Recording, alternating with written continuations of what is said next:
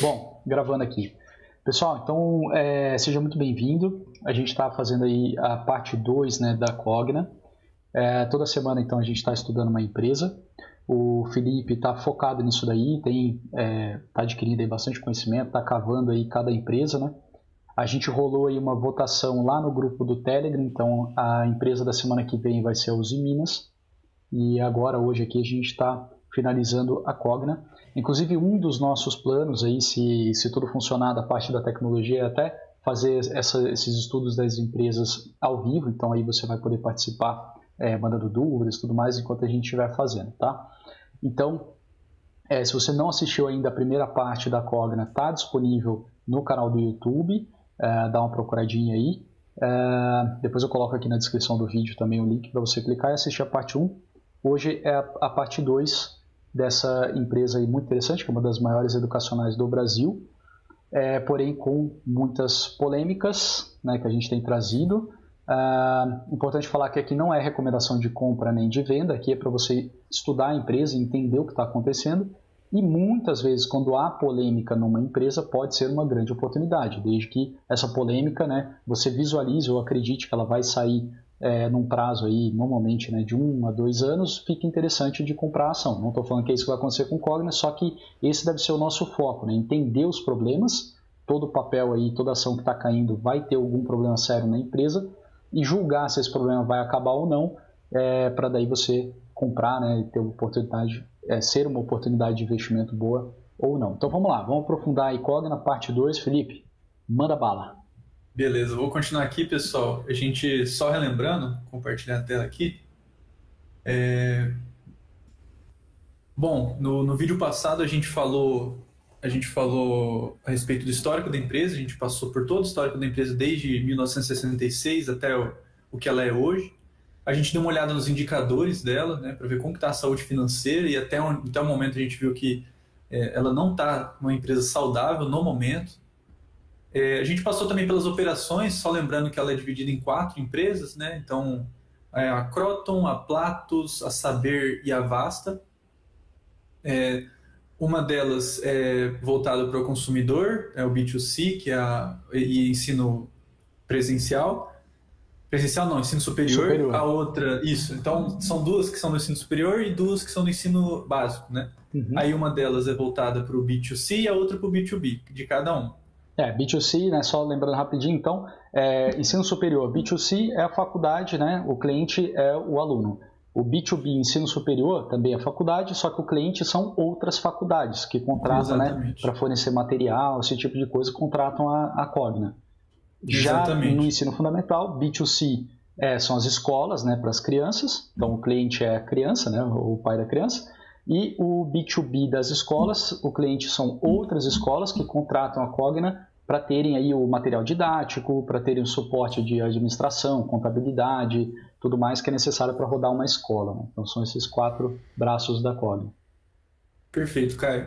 E só para a gente fazer uma errata, né, do vídeo passado, a gente destacou um pouco a questão do free float e eu havia argumentado que seria ruim para ela fazer follow-on a partir do free float. Eu acabei me confundindo com relação às ações da tesouraria, ela vender, com relação ao follow-on dela. Então, ela consegue tranquilamente aumentar o capital dela, isso acabaria diluindo os acionistas, mas ela consegue fazer isso tranquilamente. E o free float alto é até um ponto positivo para a empresa. Então, em geral, né, quanto maior free float, melhor.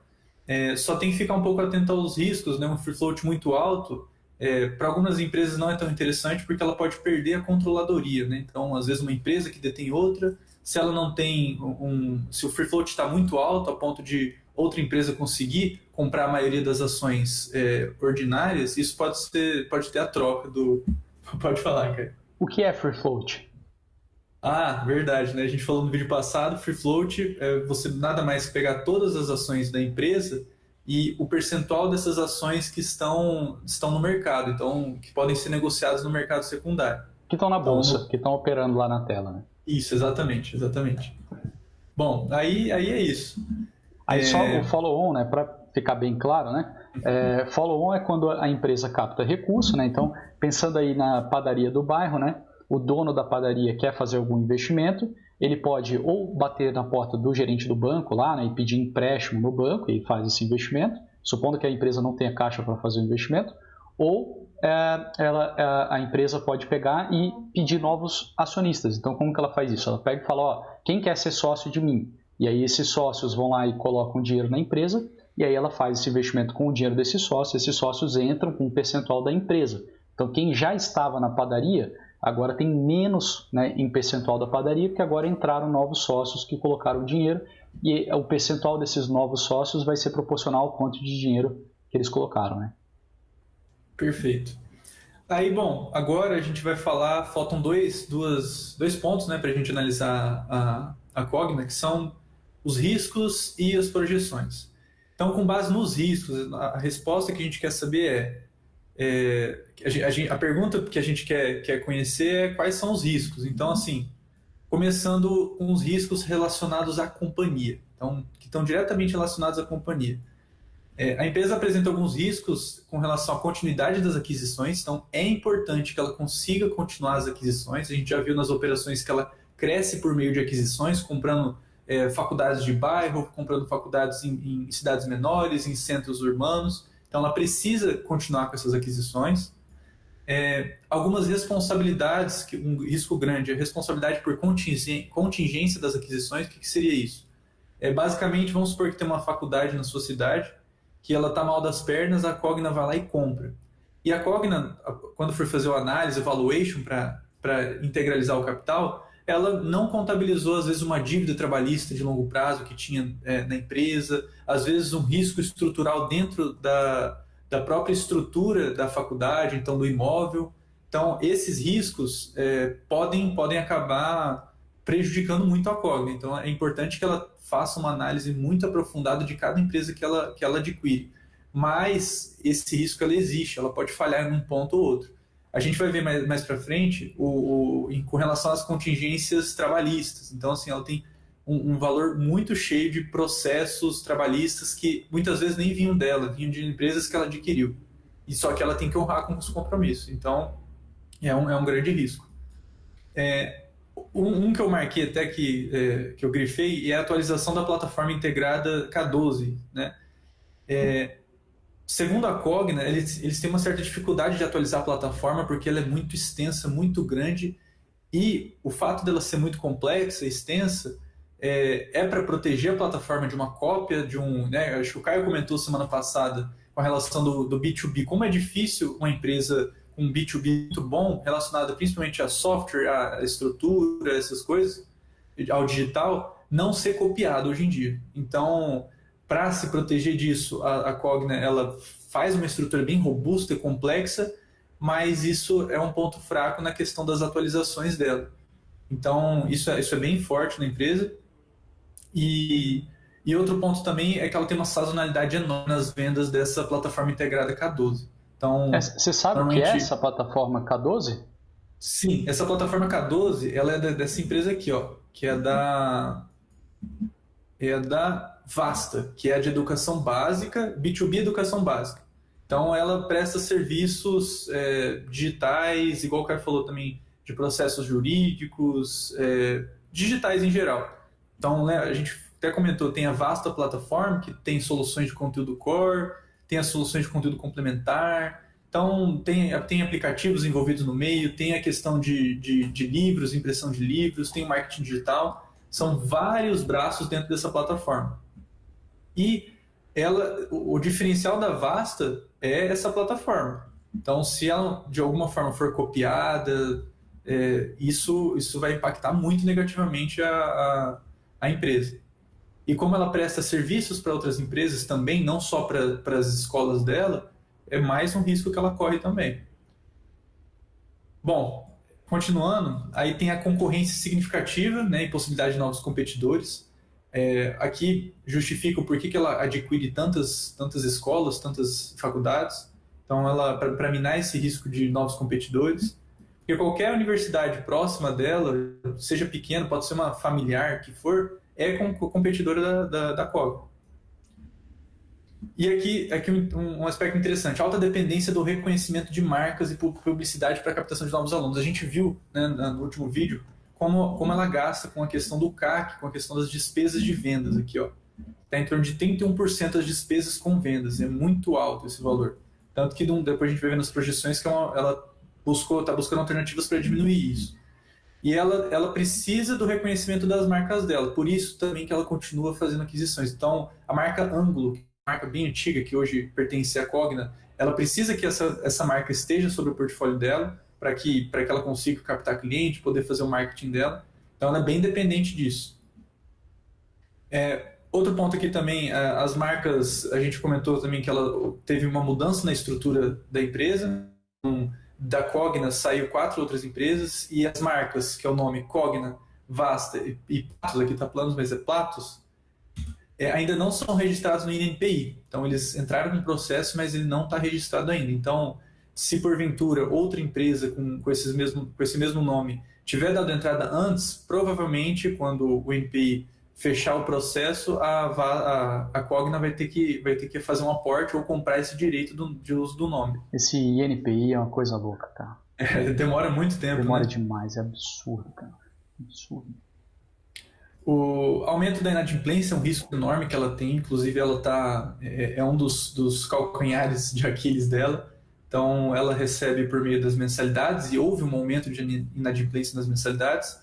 E ela também pode sofrer inadimplência do próprio governo federal, com o programa do FIES e do PNLD, que é o programa aí de educação básica, onde a Vasta fornece livros didáticos para o governo. Aumento de evasão, ela tem sofrido muito com isso, principalmente no EAD, né? Apesar do EAD ter uma margem muito melhor, a gente comentou, aqui a margem do EAD, por exemplo, ela ainda sofre com a questão da evasão. Então, a evasão dos alunos no EAD é maior que no presencial.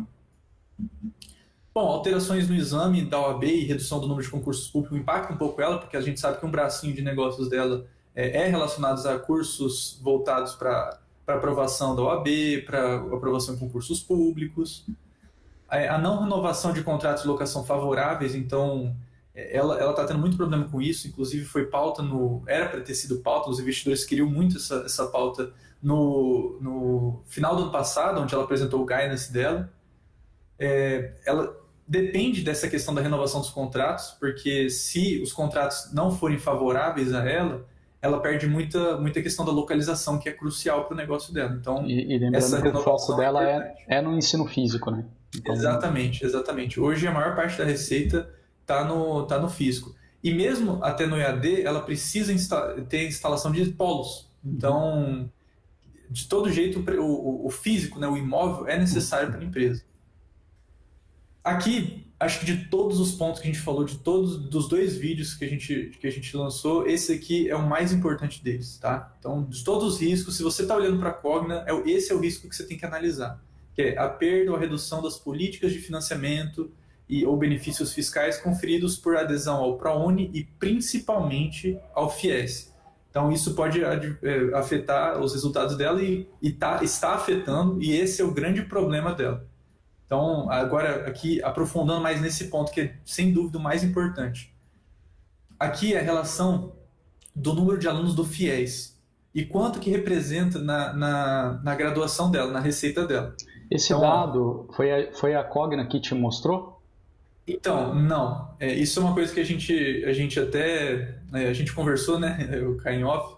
Mas como eu senti dificuldade em extrair informações dos balanços da Cogna, do formulário de referência dela, então todos os documentos oficiais dela, algumas vezes a gente sentiu dificuldade de captar essas informações. Então eu tive que procurar, às vezes, em sites de associação, em research, até instrumentos pagos, que o pessoal tem essa vantagem de poder visitar a empresa, conversar com executivos. Então, assim, em geral, eu tive que produzir muitos números, então eu planilhava os dados que eu encontrava e gerava imagens, planilhas, gráficos, e também em relação a esse tipo de informação, que é muito, muito importante. Se não me engano, essa informação eu peguei do... Eu acho que eu vou colocar depois a fonte, mas eu vou confirmar, eu tenho ela anotada. O que eu queria é só chamar a atenção, né, de quem está assistindo, que esse é um dado extremamente importante para a empresa, né? A empresa está com uma dificuldade muito séria e não foi aberto pela própria empresa. Então isso na minha visão é muito ruim, né? A empresa tem que identificar, toda empresa é assim, né? Quem é empresário e está assistindo a gente com certeza faz isso, né? Identifica onde está pior e esmiuça, né? Abre as coisas e tudo para tentar ver como reverter, né? Então é difícil a Cogna não dar esses dados, né? É complicado. Tinha que dar, tinha que mostrar nitidamente aí quanto que é do FIES, quanto que está, né, no presencial e tal, para a gente conseguir, como investidor, tomar uma decisão melhor, né? E até complementando isso, Caio, o que eu percebi muito também, o ideal seria tudo que a gente precisa saber do macro, do grande, do grosso da empresa, tá no formulário de referência.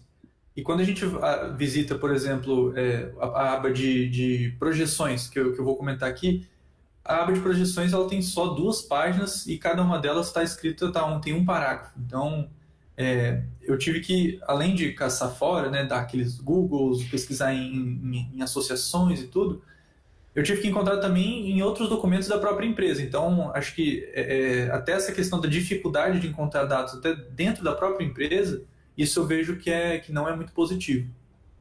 Bom, agora falando do número em si, né, os números de alunos do FIES. Só para a gente ter noção, tá? Isso aqui é entre 2015 e 2016. Olha como o percentual, dá para ver certinho, né, Caio? Dá.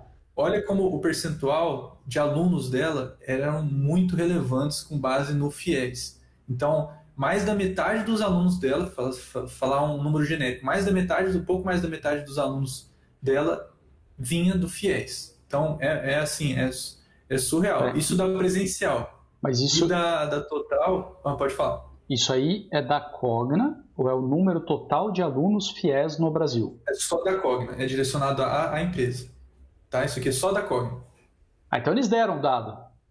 Sim, mas eles deram, mas por outro caminho que eu consegui pegar. Tá. Então, eles deram dado, mas meio lateral. Tá bom. Menos mal.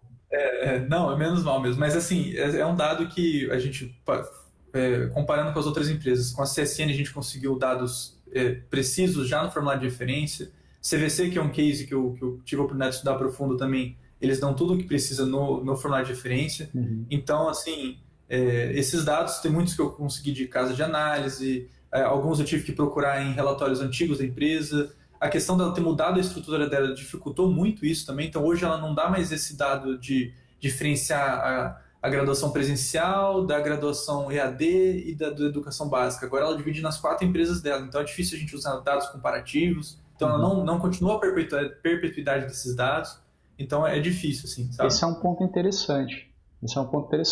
A empresa atingiu um problema muito sério, né? E aí ela se reestruturou. Pode ser visto como algo muito positivo, né? De reestruturar, criar os novos braços para sair desse buraco. Mas pode também ter esse problema de criar uma reestrutura que você perde a ancoragem, né? Você perde o passado, né? Putz, agora é outra Exatamente. empresa. Então você fica com dificuldade, né? Peraí, ela está saindo do buraco ou não? Porque agora, né, como é que eu vou comparar esses 4 com o que estava antes? Interessante. E eu senti muita dificuldade nisso, tanto que eu vou comparar agora esses dados com o que ela dá hoje, mas de forma geral, não consigo fazer a mesma comparação. Então, só para retomar aqui, do presencial, mais da metade vinha do FIES e do total é cerca de 1/4. É muita coisa, 1/4 dos alunos vinha do FIES. E hoje, a título comparativo, já puxando já direto aqui, o total de alunos dela do presencial tá em 225 mil. Então, 225 mil hoje no total do presencial. Sendo que só do FIES vinha de 255 mil. Então, assim, hoje o número de alunos total dela é o que antigamente só do FIES que era 1/4 dela. Então, assim, é um número absurdo. Absurdo. Aí aqui só mostrando o decaimento, né?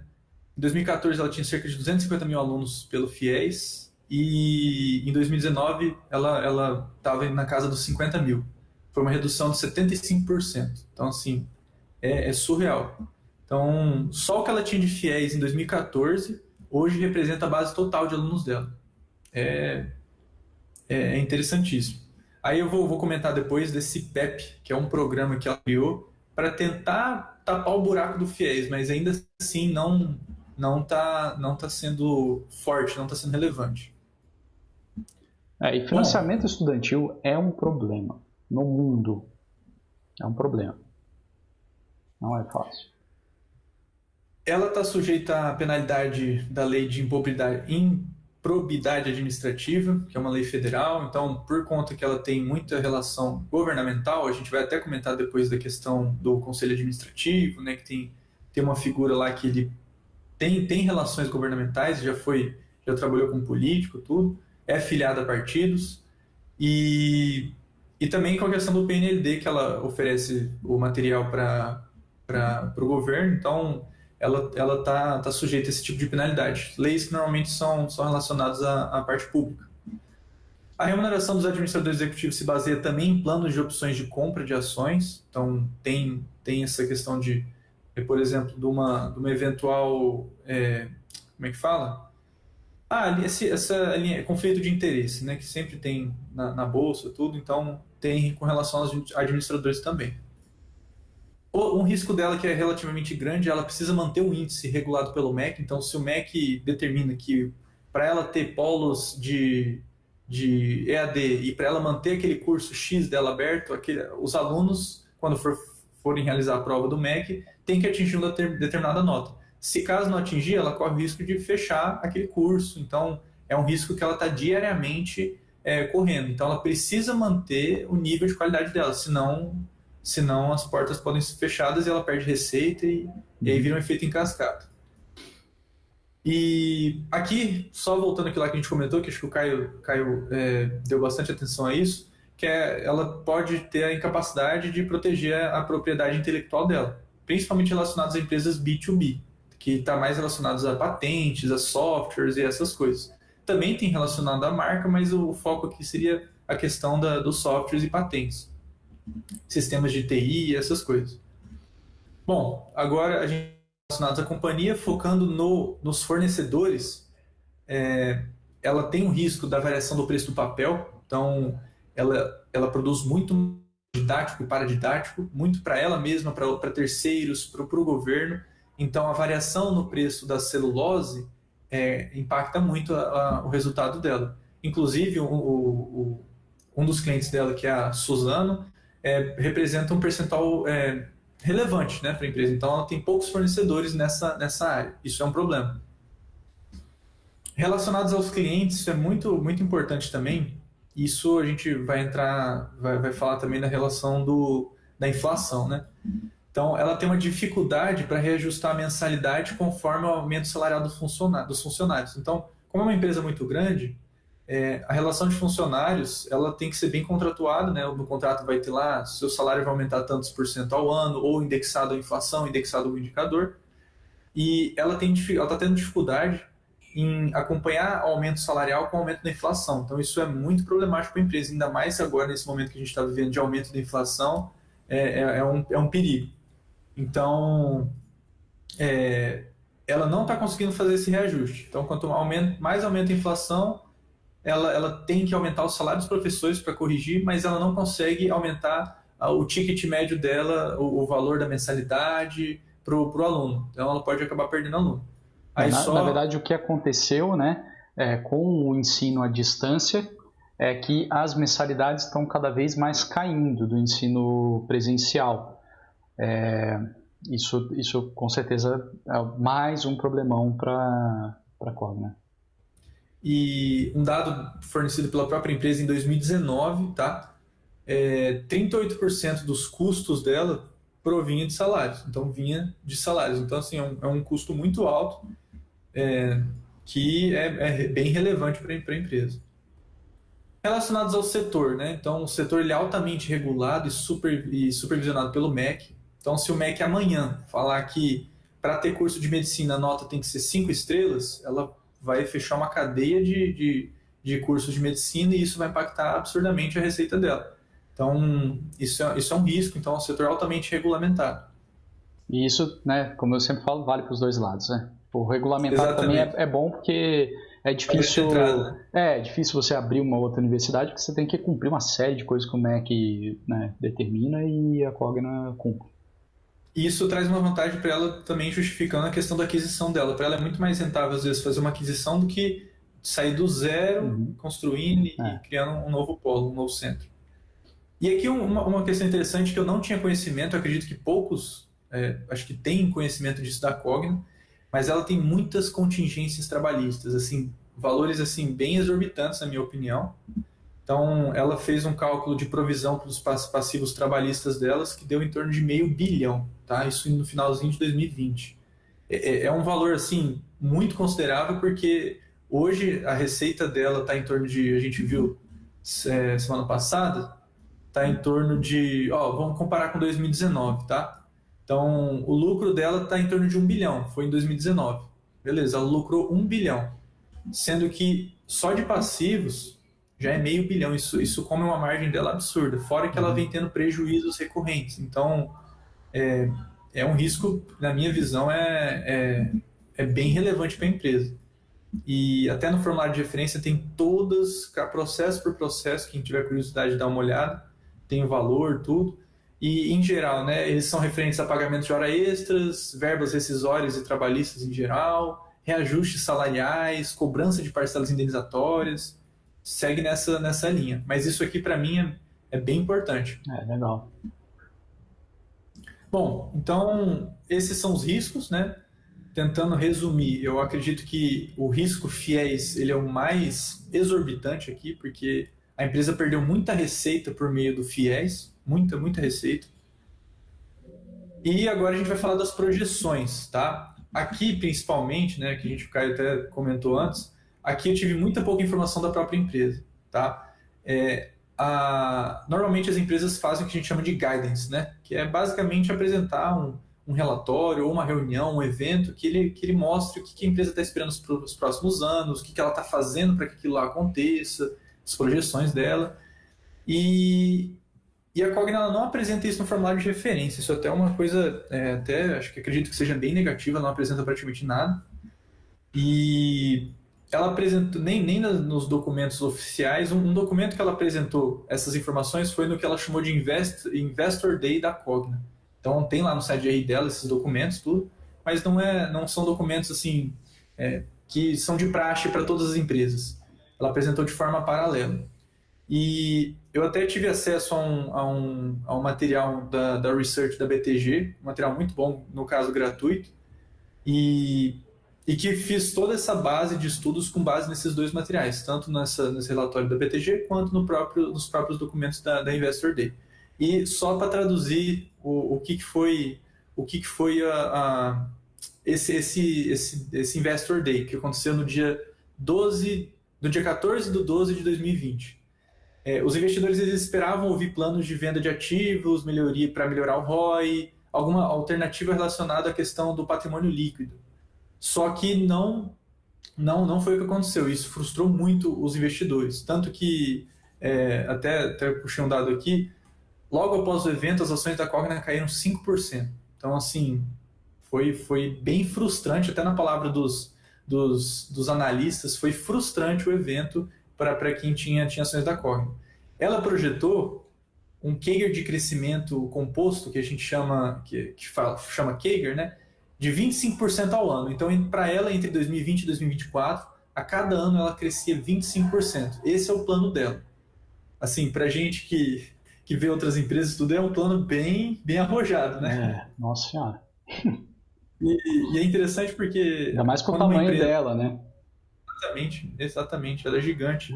E quando uma empresa apresenta um guidance de crescimento, é importante que ela justifique isso. Então, assim, eu planejo crescer tanto por meio disso, fazendo dessa forma. O exemplo que a gente viu da CSN nós planejamos triplicar o número da extração do minério nos próximos 10 anos e aumentar também o percentual da qualidade. Como que a gente vai fazer isso? Bom, a gente tem essa reserva, que ela a Casa Mina de Pedra, e a Mina Casa de Pedra, e a gente tem as reservas atestadas pela Snowden, a gente tem tecnologia para aumentar o percentual, o nosso minério tem possibilidade disso, então ela embasou todo o crescimento dela em argumentos, em coisas sólidas. Aqui a gente vê que a gente vai sentir um pouco de falta desse embasamento. Aí a gente vai ver agora por quê. Com relação a Croton, tá? Que é a Croton é a B2C do ensino superior, tá? Alunos de ensino superior. Exatamente. Então ela tem como que ela quer resolver esses problemas que ela tem e crescer esses 25% ao ano?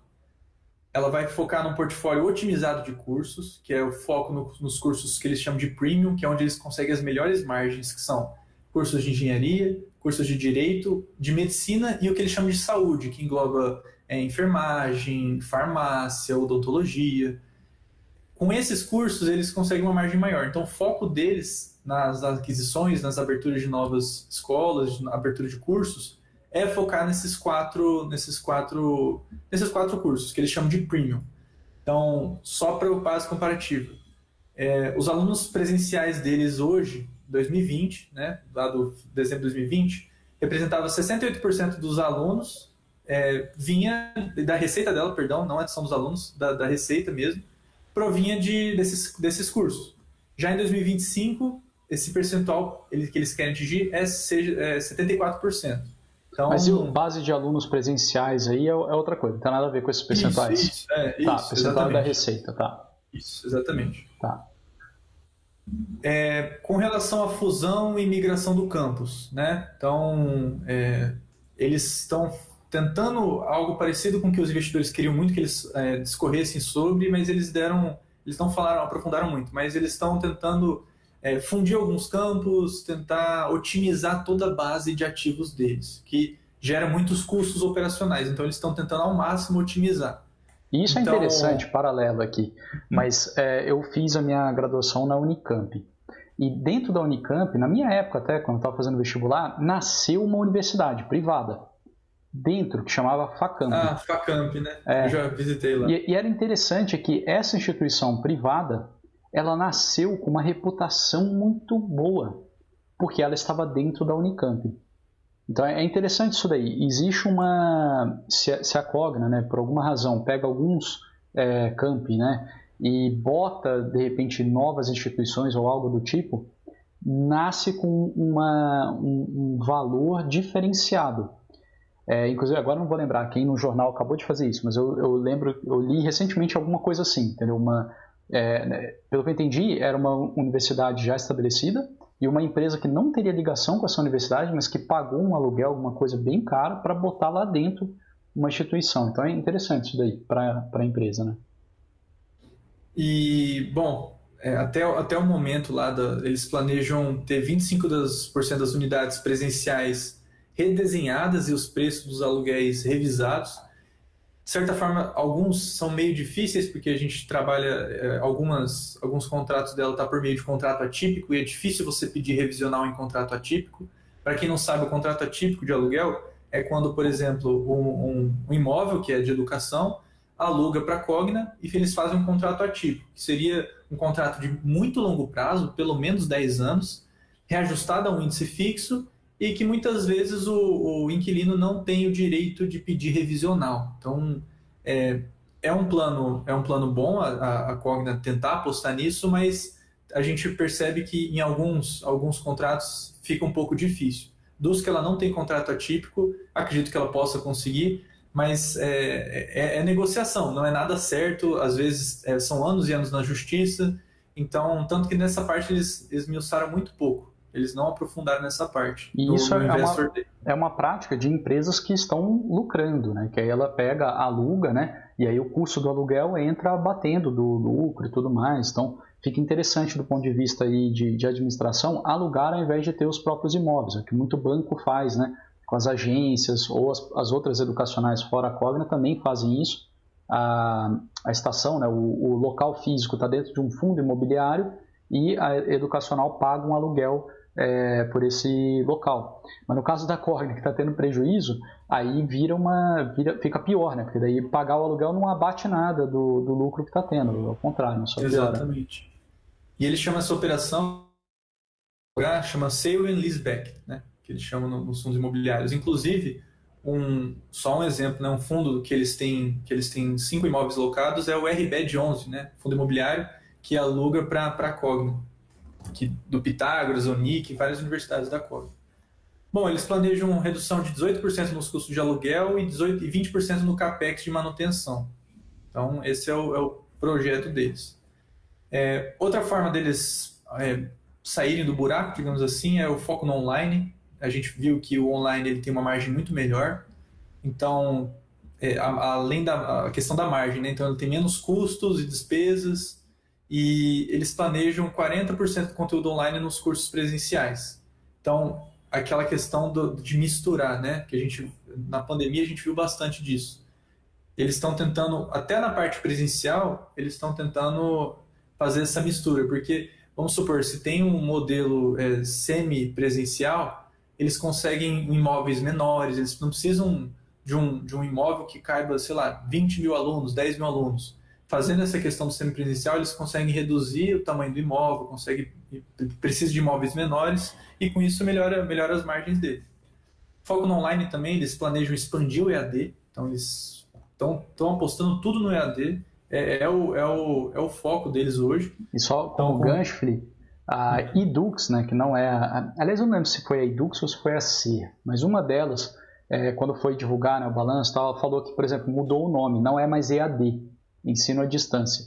Agora eles chamam diferente, ensino, tem um nome lá, ensino tecnológico, sei lá, ensino não sei o que lá.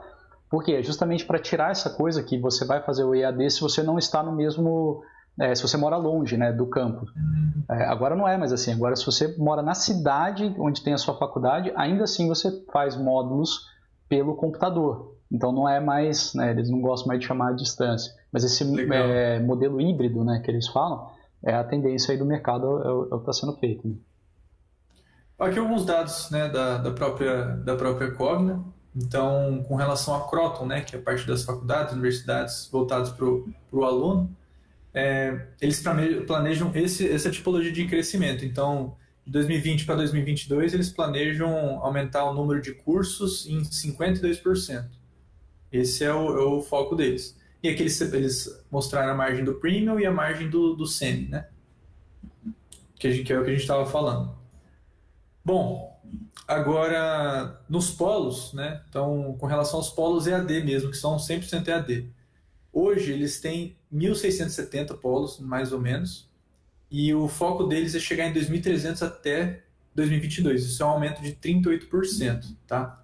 Então, aqui eles destacando isso.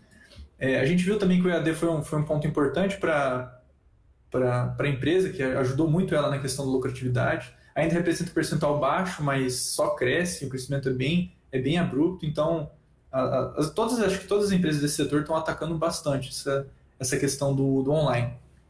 Aqui é só um gráfico de projeção até 2022. Então, em comparação com os 1.600, eles querem pelo menos 2.300 até 2022. Outra coisa também que é um foco enorme deles, principalmente por curto prazo, né? Que acho que é o sonho de toda empresa, né? Converter o EBITDA, né? O EBITDA em fluxo de caixa livre, né? Que é o Free Cash Flow. Free Cash Flow. Acho que eles costumam falar Free Cash Flow to the Firm. Acho que é o FCE. Mas enfim, caixa, dinheiro. É isso aí, caixa, exatamente. Eles estão precisando muito disso porque a gente viu que a liquidez corrente deles está menor que 1, ou seja, eles têm mais passivo circulante do que ativo circulante. Então, no curto prazo, nos próximos 12 meses, é um problema para a empresa. E a alternativa deles, pode falar. Quem não conhece muito, né, de contabilidade, EBITDA é o lucro antes de impostos, juros, né, de dívida e tudo mais, e amortizações de ativos. Né? Então, em inglês, Earning Before Interest, Tax, Depreciation and Amortization. Tá? Então, é a linha ali assim, você tem a receita, aí você tem os custos, tem o lucro. Né? Aí depois vai entrar os juros de financiamentos, depreciações, exatamente. Amortizações. Esse lucro é o EBITDA. Esse lucro logo, receita, tirou o custo. Lucro, esse é o EBITDA, o EBITDA. E eles estão tentando fazer isso, né? Qual que é a solução que eles encontraram para conseguir fazer isso? É o Programa de Parcelamento Estudantil Privado, que eles chamam de PEP. Esse programa foi criado instantaneamente após o FIES começar a decair. Então, eles criaram esse programa com o objetivo de ser o novo FIES, mas como o Caio já citou também, é muito difícil trabalhar com essa questão do financiamento estudantil, muito complicado. E não vem tendo resultados muito positivos, tá? Então, só puxando aqui em cima, os alunos que vêm por meio do PEP ainda representam uma base muito pequena e está cada vez menor. Então, assim, é preocupante. Esse PEP não está sendo, apesar deles apresentarem como uma solução, a gente viu nos últimos trimestres, até nos últimos anos, que não está sendo a solução concreta, né? Não está fazendo com que eles consigam resolver o problema do FIES. E outro ponto é diminuir o CAC, né? Então, que é o custo de aquisição de cliente. A gente viu lá que eles têm um custo, uma despesa muito grande com venda, né? Com anúncio, para captar cliente, para captar aluno, e eles querem fazer essa diminuição por meio do que eles chamam de nova estratégia de admissão. Eles não entraram não aprofundaram sobre isso, eles simplesmente falaram que por eles terem o que eles chamam de big data, né, que tem muitos dados, né, eles têm muitas faculdades, muitas escolas, então eles conhecem o perfil do aluno, tudo. Por conta disso, eles vão conseguir reduzir, porque eles conhecem o perfil do cliente deles muito bem e tem uma amostragem muito grande de alunos. Só bonito, né? Além de Big Data, eles deviam ter falado que a estratégia é disruptiva e que vai ter o Super App. Aí fecha com chave de ouro. Aí é comprar. Aí você já abre o home broker e clica buy. Bom, isso tudo foi com relação a Croton. Eu dei mais atenção a Croton porque no evento eles deram muita atenção à Croton e porque representa a maior parte da receita, do lucro. A gente viu aqui atrás que a Croton é 70% da receita deles, então é o foco. Se eles querem sair do buraco, tem que focar na Croton, pelo menos por enquanto. E aí é interessante, aquilo que a gente já comentou, né? Que aí você quebra a empresa, né? Deixa a Croton de lado e abre as outras, mas resolve isso aqui, né? Como é que você vai olhar outras coisas sem antes tratar o seu maior problema, né? E a sensação que eu tive também, Caio, citando isso, é que mesmo esse problema que ela vem tendo não vem da pandemia. A pandemia só apertou um pouco mais. Só que mesmo a questão do FIES caindo, mesmo a receita dela caindo, mesmo ela tendo esse tipo de problema, que a gente viu, né, acho que esse gráfico mostra bem, que desde 2017 vem caindo. Ela continuou fazendo aquisição loucamente. Mesmo o que ela já tem não está sendo tão rentável, ela continuou com o programa de aquisição. Então, assim, foi uma postura assim, que deixa dúvida, né, pra gente, né? A gente fica um pouco encucado.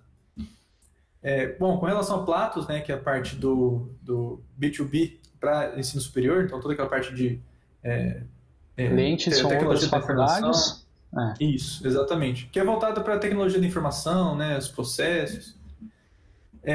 A Cogna também, ela deu muito pouco informação. Então, a Cogna acredita em um mercado de educação com 50% sendo digital. É um dado que ela deu assim. Tipo assim, aquilo lá, voltando ao que eu tinha comentado, né? Da CSN. A CSN mostrou um guidance, a gente quer atingir isso, porque a gente tem isso e a gente vai fazer isso. Aqui não. Aqui são informações um pouco mais soltas, um pouco mais... É bonito, entendeu? Aqui é bonito, mas não tem... o como, fazendo isso, aquilo. Até na Croton a gente vê algumas coisas que ela, poxa, eu vou focar nos cursos premium porque dá uma margem melhor, vou focar no online porque a margem é melhor, vou tentar apostar nesse programa de financiamento. Mesmo a gente julgando muitas vezes que é equivocado, que a gente não queira assumir o risco, mas ela pelo menos justificou. Agora nas outras é simplesmente dados, informações soltas e pouca coisa concreta. A Platos agora começou a oferecer serviço de consultoria para faculdades terceirizadas para desenvolver serviços digitais. E o que chama atenção volto naquilo que o Caio falou que eu achei sensacional. Ela tem o serviço dela, e parece que em vez de prestar o próprio serviço, agora ela ensina outras faculdades, empresas a fazer o que ela faz. Onde que isso é escalável, rentável, que vai retornar ela para o longo prazo? A sensação que deu é a questão de tentar captar receita a todo custo. Uhum. 75%, um outro dado que ela deu, 75% das faculdades brasileiras não estão qualificadas para oferecer cursos de ensino à distância. Essa foi a justificativa dela de que, operando esse serviço de consultoria, Platos tem um mercado grande para abocanhar, para crescer e tudo. Então, com base nesses argumentos e dados. Mas o como exatamente não foi apresentado. Da Saber, que na minha opinião, na minha visão, eu acho muito essencial para a Cogna, ainda mais agora com esse movimento do ensino superior, que vem decaindo, a gente viu que tem né, voltando aqui aos dados, aos gráficos, né? Se a gente puxar aqui do ensino superior, tanto público e privado, a gente vê uma decadência desde 2015 na parte presencial, tá? Só que essa mesma decadência a gente não vê na educação básica. Então, assim, eu acredito que a Saber é um ponto-chave para a empresa, na minha opinião, tá? Isso aqui é bem pessoal mesmo, mas a empresa nem sequer se incitou ou deu dados ou aquele, né? Não deu informações suficientes para eu acabar colocando aqui que seja relevante, que faça diferença, enfim. Então, e representa uma parte da receita considerável, não é pouca coisa. Então, na verdade é 1% só. Então, talvez por isso que eles não colocaram. Eu confundi com a Vasta, com outros aqui. Não, achei que até que estava em outros, mas... Mas qual é o B2B do ensino fundamental? O B2B Vasta. é a Vasta, exatamente, então, é a Vasta. É aí que tá, porque a maior parte da receita está aí, né? E a gente tem a sensação mesmo, né, pelo Brasil, de que essa é a mais fácil de expandir, porque as escolas, elas têm marcas muito definidas nas cidades, né? Você chega numa cidade, você pergunta para alguém quais são as melhores escolas, ele vai falar pá, né? Vai dar aquele nome ali. Esse nome não fica variando de ano para ano, né? A pessoa passa uma geração inteira e aí ela tem um filho, ela quer botar o filho na mesma escola que ela colocou. Então, eu concordo com você que a Saber me parece um mercado fantástico a ser explorado. Agora, é um mercado de difícil penetração, porque essas escolas tradicionais elas vão vender por quê? Né? O negócio delas é muito forte. Então, você tem que entrar de uma forma muito agressiva, né? Comprando essas empresas, que aí seria a Saber. Então, a Saber, me parece, de intuição, que você precisa de muito caixa. E a Cogna, o que ela não tem é caixa, né? Exatamente. Então, o máximo que ela consegue atingir esse mercado é pela Vasta fazendo B2B, né? É a sensação que eu tenho. Exatamente. Bom, e aí volta a minha, desculpa, só interrupção, não, pode continuar. A minha ignorância aqui, né? Pô, imagina, os caras que estão no conselho devem saber muito mais, né? Mas por que não? A minha pergunta seria, por que não abrir escolas dentro das faculdades? Né? Então, fazer essa linha de produção vertical, né? Assim, já que está ruim a faculdade, né, pega ali um bloco de prédio que já está caindo em decadência o presencial e transforma isso numa escola. Né, que aí, quem sabe essa escola não vai herdar a boa impressão que a gente tem da universidade. Né? Então, sei lá, no lugar que tem a Anhanguera, abre uma escola em Anhanguera. Né, não é a universidade, entendeu? Uma escola de crianças dentro da universidade. Seria uma forma dela entrar nesse mercado, né, com a Saber, sem ter que adquirir as escolas tradicionais. Seria algo que me animaria como investidor da Cogna. Bom, aí com relação à Vasta, né, que já dos 4 braços dela é o segundo mais importante, eles só destacaram, como que eu vou falar assim, continuar o que já vem sendo feito, né? Então, foco no plural aquele que a gente comentou, uma espécie de programa que eles utilizam, né? Deixa eu ver aqui, está aqui em operações, da Vasta Plural, aqui, ó, que é uma das soluções de conteúdos dela, né, que é a solução de aprendizagem digital, totalmente relacionada a essa parte digital, que é o Plural, né? Então, hoje o foco dela está sendo nesse Plural, porque por conta da pandemia, isso até potencializou esse negócio da Vasta. Então, teve um aumento de penetração, né, expandiu em 25% só em 2020, e eles esperam um aumento de mais 21% em 2021. Então, aí eles criaram também agora, isso aqui é novo já para a empresa, eles criaram o Plural Store, né, que são serviços adicionais de educação, onde tem cursos de educação financeira, metodologia de projeto, mentoria em inglês, aulas particulares. Então, eles estão expandindo esse portfólio da Vasta para atingir esse mercado do ensino básico, né, que sofre menos do que o superior. Porque o superior, muitas vezes a pessoa tem aquela, né, questão cultural, né? Ela opta por fazer ou não, né? Agora, o ensino básico é difícil, né? Normalmente está relacionado à família. A família quer que o filho se forme no básico, pelo menos. Então, e tem essa questão. E, né, agora a gente falou das 4, só um outro ponto adicional que eles introduziram, que ficou um pouco, como é que eu explico? Ficou um pouco aquém, né? Ficou um pouco periférico, né, nos 4 braços deles. Eles nem especificaram onde exatamente estaria isso, mas que eles chamaram que eles estão desenvolvendo a plataforma de educação B2C para jovens adultos, né? Por meio... eles não dão guidance também, até anotei aqui, eles não dão guidance. Eles citaram isso, e eu estou citando aqui porque eles citaram mesmo, né? Porque acho que se a gente tirasse, não impactaria tanto na análise. Que eles fazem isso por meio do canal Conecta, e, né, tem a plataforma deles de empregabilidade, cursos de aprendizagem permanente, de idiomas digitais, negócios, enfim. Tá. E para finalizar a questão das projeções, né,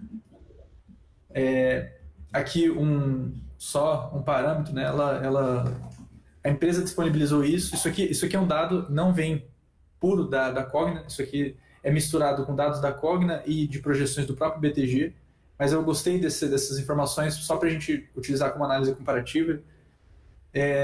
Ano passado, esse foi feito sem o dado do último trimestre do ano passado. Eles esperavam um EBITDA de 169 milhões de dólares, né? Vamos arredondar para 5 aí, em torno de, sei lá, quase 800 milhões de reais. Então vamos supor que um EBITDA de 800 milhões de reais. E um lucro líquido, um prejuízo de 200 milhões de dólares, que seria um bi de reais, né? Então um prejuízo de 1 bi. E o que aconteceu realmente em 2020 foi um EBITDA de menos 2,42 bilhões, então ela teve um prejuízo de 2,42 bilhões só no EBITDA, só na parte operacional, e agora no lucro líquido mesmo, no que sobra, ela teve um prejuízo de quase 6 bilhões. Eu achei interessante trazer isso, porque como isso aqui, provavelmente a da Cogna estava um pouco mais otimista, a BTG foi lá, analisou e deixou bem menos otimista, mas ainda assim o resultado real foi muito, muito pior. Foi muito pior que é o que a gente viu aqui. Então, eu colocando essas projeções, porque ela tem projeções para lucrar 400 milhões de dólares em 2022. É difícil a gente acreditar nesse cenário com o que aconteceu ano passado. Então, isso aqui foi feito no ano passado, tá? Não foi dados de muito antes, porque não previu a pandemia, que for. Não, o único dado que não tinha era o último trimestre do ano passado. E aqui eu gosto particularmente de analisar isso, de dar uma olhada, de ver. Toda empresa, né? A grande maioria delas, né? Não vou falar todas porque eu não fui ver o site de RI de todas elas, mas acredito que, apesar de não ser obrigatório, muitas gostam de colocar e eu acho importante. No site de RI você consegue ver quais bancos, instituições financeiras, algumas casas de análise, se elas estão recomendando compra ou não do ativo, o que elas acham do ativo. Então, eu puxei só o grosso já aqui das recomendações, né? Várias empresas, tem Credit Suisse aqui, tem UBS, tem XP Investimentos, tem várias instituições. E de todas das 15, né? Deixa eu ver, eu vou colocar 13 aqui, porque tem 3 que estão em revisão. Uma é a KSBC, que também está em revisão, mas enfim. De 13 instituições, 11 permaneceram neutras, ou seja, não é para comprar nem vender, né? Segundo ela. E 2 estão apostando na venda. Então, 2 recomendam a venda das ações da Cogna. Aqui relacionado ao pessoal, tudo, mas eu acho bacana apresentar isso, porque muita gente busca diquinha na internet, aquelas coisas e tal. Até é bacana você buscar conhecimento, tudo, mas acho que, pensando pelo lado profissional, acredito que esse tipo de informação possa entrar no portfólio do investidor para poder fazer alguma análise, tirar alguma conclusão a partir disso. E puxando o gancho disso aí que você falou, um dos vieses, né, que a gente sabe que existe no analista é de recomendação de compra. Né? Isso é algo amplamente conhecido. Então, todo analista ele vai ter uma tendência a divulgar a compra. Por quê? Porque ele está em contato com a empresa, ele tem o relacionamento, né, profissional com a empresa, ele quer ter essa boa abertura. A instituição que ele trabalha também faz negócios com a empresa, principalmente se for um analista de research de uma XP, de um BTG, no caso, BTG, certamente se a Cogna for fazer um follow-on, alguma coisa, vai fazer com o BTG. Então, esse tipo de coisa sempre leva o analista a indicar compra. Ou se ele está pessimista, ele bota neutro. Raramente o analista bota venda.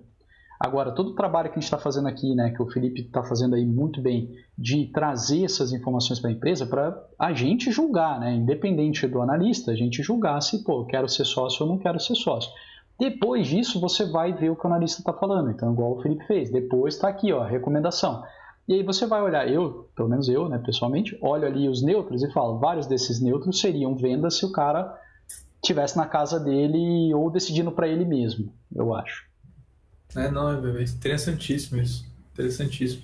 Felipe, rapidinho aí, faz o resumo aí, porque tempo, né? A gente Bom, então só para resumir aqui no histórico, né, voltando dos 5 pontos, o histórico eu acho que é bem classificado aqui como, vou colocar aqui 66. Bom, o histórico é relacionado às aquisições, a gente viu que ela é focada nas aquisições completamente, então assim, enfim, né, focada nas aquisições, aqui tem vários dados e informações que a gente já esmiuçou na primeira parte do vídeo.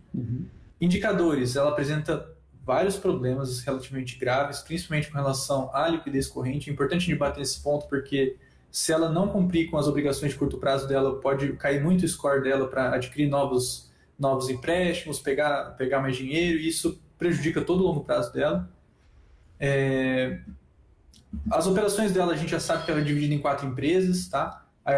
A Croton, a Platos, a Saber e a Vasta, cada uma com seu braço de atuação, cada uma com seu produto core. Com relação aos riscos, né? Acho que não tem outra coisa que falar que é a dependência do FIES. Isso é o grande risco que ela corre hoje menos, mas assim, é o risco que ela está correndo nos últimos anos, é o que está impactando negativamente o resultado dela, e é o que ela está tentando tapar o buraco com o PEP, né? Com aquele programa próprio dela. Então... Que eu acho que ela está aposentando, viu? Eu acho. Eu acredito também. Mas eu acho que ela já falou... Mas é estranho isso, eles apresentarem como solução em dezembro do ano passado, né? Que faz pouco tempo. Então, verdade. Mas a gente já viu que é um programa que não está sendo rentável, né? A questão da inflação acho que é um perigo também. A gente está vendo esse movimento que está acontecendo no mundo inteiro. E como o Caio citou, né? As mensalidades estão cada vez menores, a inflação está cada vez mais alta, e ela tem compromissos trabalhistas com relação ao ajuste salarial. E isso já vem criando problema para ela, porque ela já tem $500 bilhão de provisão de passivo trabalhista. Então, é um bolo assim que você vai encavocando, você fica até assustado. Parece que para onde for para correr, parece que tem problema. E com relação às projeções, eu acho que o destaque, né, que eu dei é focar no EAD Premium, então nos cursos Premium e também na questão do EAD, né, casar essas duas coisas. E, segundo a empresa, para converter o EBITDA em fluxo de caixa livre, apostando no PEP, né, nesse parcelamento estudante privado, né, que o cara citou agora que talvez seja descontinuado. Eu também acredito que não vai rolar, porque trimestre após trimestre só vem decaindo, não vem resolvendo o problema do FIES. E isso é basicamente o resumo da COG. Né? Coloquei CSN aqui, mas é COG. Vamos ajustar aqui. Bom, mas é isso. Tem alguma consideração aí, cara? Muito bom. Não, queria agradecer aí esse trabalho que você fez, fantástico. Acho que é outra visão assim, que eu tenho da empresa agora. Acho que quem está assistindo a gente aqui tem essa oportunidade, então muito obrigado. E, enfim, cada um faça aí seu juízo de valor, né? Acho que aqui o mais legal não é a minha opinião ou a sua opinião, o mais legal é a informação mesmo, pensando como se fosse um jornalista quase, né? A gente traz os fatos e o investidor decide aí, né? Quem está assistindo decide se acha grave ou não. O foco que eu daria é o seguinte, se é possível reverter os problemas e como seria essa solução. Então, essas duas coisas que eu acho que todo mundo tem que pensar. Porque se é possível, né, só de ser possível já é um voto muito importante para o papel, considerando que o papel despencou. E o como é interessante para monitorar, porque se aparece alguma sinalização nessa direção, seja política ou seja da administração da empresa, a gente já pode se posicionar no papel, porque né, acredita que vai vir a mudança. É importante falar que faltou, né, só que aí pelo tempo a gente não vai conseguir, a questão do conselho, né? Isso, tá aqui. Exatamente. Bom, deixa eu falar rapidinho aí, então. Tá. Conselho de administração. Posição acionária? Posição acionária é importante. Então, o Alaska, hoje em dia, é o maior acionista, só com 10%. Então, apenas com 10% ele já é o maior acionista. Depois a BlackRock. A BlackRock tem participação passiva, né? Ela não interfere nos negócios da empresa. Conselho de administração, que é importante, que a gente tem aí o Valfrido Neto, ele é um político, foi aí ministro, né, de vários governos do PT. Secretário de Educação de Minas, presidente do CONSED, que é o Conselho de Secretaria de Educação, ministro do Estado do Turismo, foi chefe de Secretaria de Relações Internacionais da Presidente da República. Isso na época da Dilma, né? Isso, 2007, na verdade. 2000... Isso na época do Lula, do Lula, né? Tá, verdade. E ele é filiado ao PTB, né? Que é um partido de esquerda, né? Bem relacionado com o PT. Que mais aí? Diretoria, ou antes, né? O que estava ali em cima? Diretoria, né? Aqui tem os comitês consultivos, né? Tá. Como eles dividem. Comitê consultivo que eu quero frisar, né? O financeiro e de M&A, que é M&A é Merger and Acquisition, ou seja, fusões e aquisições, o Valfrido está. Então, para mim é uma sinalização, né, do foco da empresa nas aquisições, né, e ele, como talvez aí o conselheiro mais importante, está nesse comitê, né. Depois aí para baixo, diretoria, a gente tem o principal, né, é o Galindo, né, Rodrigo Galindo. Que é o CEO de toda a empresa, né, de toda a Cogna. CEO da Cogna. Ele era o CEO da Uni, né, que a Cogna fez a aquisição, ele foi diretor de ensino superior da companhia, da própria Cogna, e hoje ele é o CEO da companhia. Esse, vamos dizer assim, para o dia a dia é a pessoa mais importante, né? Exatamente. Tem aqui o da Croton, da Platos, que é o Roberto Valério Neto, e o Paulo de Tarso também. Mas acho que o foco mesmo, os mais relevantes é o próprio CEO e principalmente o Valfrido. Exatamente, legal. Tá, então acho que isso é só para a gente fechar aqui, então, como mais um risco adicional, né, a questão da ligação política do conselheiro Valfrido. Então isso, e ele é um dos fundadores, né, ligado lá na Pitágoras, acho que a gente já tinha comentado até na parte 1, né, então é mais uma coisa aí a ser monitorada com muito cuidado, né? Enfim, é algo que melhor não ficar falando muito, porque política é sempre problemático. Mas quem quiser, né, pesquisa um pouquinho mais aí o nome e, enfim, estuda um pouquinho esse lado. Definitivamente a Cogna não vai estar isenta do que venha a acontecer, por exemplo, numa eleição ano que vem, né? Então é importante isso daí. Legal. Vamos fechar por aqui? Quer falar mais alguma coisa? Não, acho que é só isso mesmo. Só destacando que para as próximas, né, semana que vem vai ter Uzi Minas. A gente vai tentar dar uma atenção especial para a questão da controladoria, para a questão do grupo de executivos, e vai tentar aprofundar um pouco mais nesse lado, né? Sempre tentando melhorar. Sim. Porque é sempre legal a gente entender o que a empresa faz e entender quem está mandando, né? Tudo mais. Legal. Obrigado, Felipe. Então, espero que tenha ajudado aí quem está assistindo a gente e até semana que vem com Uzi Minas. Dúvidas, pode deixar comentário aí no vídeo, pode mandar pra gente por e-mail, enfim, todos os contatos aí também vão estar na descrição do vídeo, fica à vontade. Quiser pedir alguma ação, a gente vai botando aí na lista, fazendo o ranking aí para as próximas escolhas aí de papéis. E é isso, muito obrigado, até a próxima. Valeu, pessoal, tchau.